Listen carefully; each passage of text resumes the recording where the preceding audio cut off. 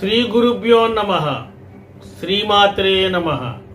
శ్రీ మహాగణాధిపతయే నమః. ముందుగా ప్రేక్షకులందరికీ నా శరన్నవరాత్రి మరియు విజయదశమి శుభాకాంక్షలు. నేను Mangipudi Venkata Subbarao, PG diploma in Jyotirvastu. ఈ శీర్షికలో ఆశ్వీయజ మాసం యొక్క విశిష్టతను వివరించడానికి ప్రయత్నం చేస్తున్నాను. ఆశ్వీయజ మాసం అంటేనే పండగల మాసం.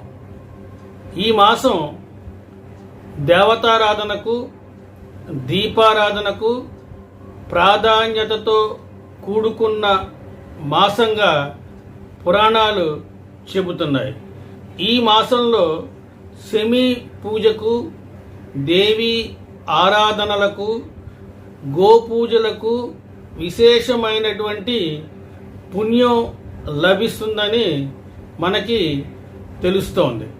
కాబట్టి ఈ మాసంలో శమీ పూజను, దేవీ పూజను, గోపూజలను ఎవరైతే చేసుకుంటారో వారికి మిక్కిలి పుణ్యం లభించే అవకాశం ఉంది. హిందువులకు ముఖ్యమైన మాసాలలో ఆశ్వీయజ మాసం ఒకటి. ఈ ఆశ్వీయజ మాసంలో మొదటి 9 రోజులను శరన్నవరాత్రులు అని అంటారు. ఈ శరన్నవరాత్రులతో మొదలయ్యే ఈ మాసంలో 9 రాత్రులు అమ్మవారిని పూజించినట్లయితే సంవత్సరం అంతా పూజించినట్లుగా భావిస్తారు. ఈ 9 రోజులు దేవికి పూజ చేయడం వలన పుణ్యం అనేది లభిస్తుందని భక్తుల యొక్క నమ్మకం. కనుక ఈ విధానాన్ని మహర్షులు గ్రహించారు. నక్షత్రాలలో మొదటిది అశ్విని నక్షత్రం. ఈ నక్షత్రంలో పౌర్ణమి వచ్చే మాసం ఆశ్వీయజ మాసం. అపార దైవిక శక్తి సమీకరణకు, మానవుల బలహీనతలైన కామ, క్రోధ, మోహం వంటి మనో వికారాల నియంత్రణకు నవరాత్రి పర్వదినాలు ఎంతగానో ఉపయోగపడతాయి. జ్యోతిష్య శాస్త్రం భౌగోళిక పరిస్థితులను అనుసరించి శరన్నవరాత్రులు మహాపర్వదినాలుగా పరిగణించబడ్డాయి. శక్తి ఉపాసన ద్వారా అశక్తను వీడి జీవనం సాగించాలని తెలియచెప్పే పర్వదినాలే ఈ శరన్నవరాత్రులు. వసంత ఋతువు, శరదృతువు, ఈ 2 ఋతువులు యమద్రష్టల వంటివి. రోగపీడలు వ్యాపించే ఋతువులు. జననాశనం అధికంగా ఉండే కాలం కూడా ఇదే. అందుకే ఈ 2 ఋతువులలో అమ్మవారి ఆరాధన అనేది ఎక్కువగా జరుగుతూ ఉంటుంది. ఈ సమయాలలో సూర్యభగవానుడు కర్కాటక లేదా మకర రేఖ వైపునకు తన దిశను మార్చుకుని పరివర్తనం చెంది భూమధ్య నుండి తన ప్రయాణాన్ని కొనసాగిస్తూ ఉంటాడు.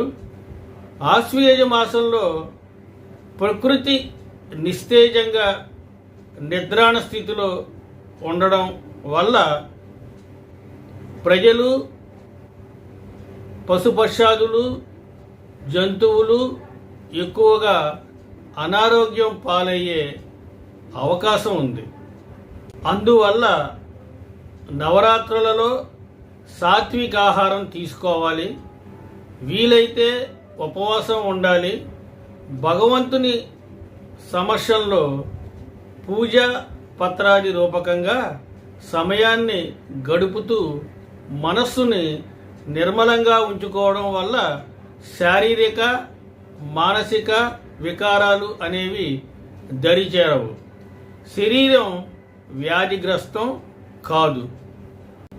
శరన్నవరాత్రులు మహాలయం తరువాత ప్రారంభమవుతాయి.